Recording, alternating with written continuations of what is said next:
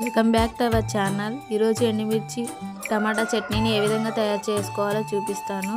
నోటికి చేదుగా ఉన్న రుచిగా తినాలనిపించినప్పుడు ఈ పచ్చడిని ట్రై చేయండి. ముందుగా ఒక కళాయి పెట్టుకొని అందులో కొద్దిగా నూనె పోసి 10 ఎండుమిర్చి, కొద్దిగా ధనియాలు, కొద్దిగా జీలకర్ర,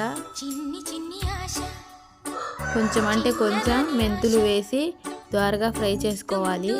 అలా ఫ్రై చేసుకున్న మిశ్రమాన్ని తీసి పక్కన పెట్టుకోవాలి. అదే కళాయిలో పొడుగ్గా కట్ చేసుకున్న టమాటా ముక్కలను కూడా వేసి ఒక 5 మినిట్స్ మీడియం ఫ్లేమ్ మీద మూత పెట్టుకొని మగ్గనిచ్చుకోవాలి. ఇలా మగ్గిన వాటిని పూర్తిగా చల్లారించుకోవాలి.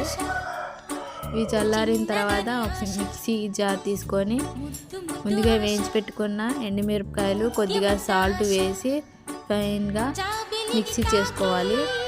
ఈ మిక్సీ చేసుకున్న మిశ్రమంలో ముందుగా ఉడకబెట్టుకున్న టమాటా ముక్కలను కూడా వేసి కొన్ని 4-5 వెల్లుల్లి రెమ్మలను కూడా వేసి ఫైన్గా మిక్సీ చేసుకోవాలి. అంతే, ఎంతో టేస్టీగా ఉండే ఎండుమిర్చి టమాటా చట్నీ రెడీ. ఇంకా టేస్టీగా ఉండాలంటే మీ ఆప్షనల్ ఉల్లిపాయ ముక్కలను కూడా సన్నగా కట్ చేసి వేసుకోవచ్చు. నోరు చేదుగా ఉన్న ఇప్పుడు ఈ పచ్చడిని ట్రై చేయండి, చాలా బాగుంటుంది.